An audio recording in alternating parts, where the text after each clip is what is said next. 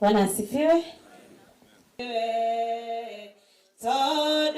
Ombi tuliomba tukasema grace.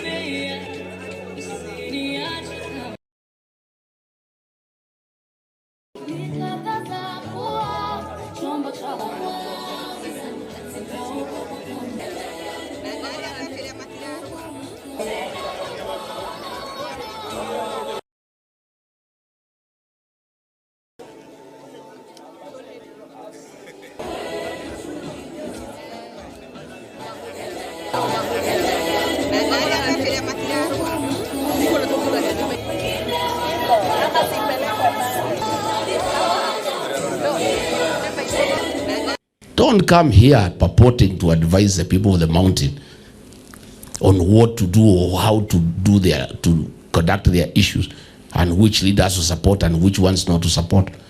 You have no capacity.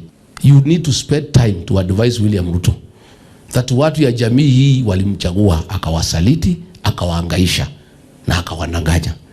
Amepewa Kenya within 4 years, ameharibu.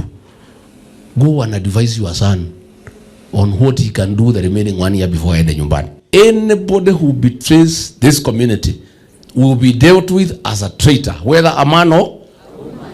Na kama wewe hutaki kukabiliana na wewe, didn't you know you are a woman before you went to betray the community?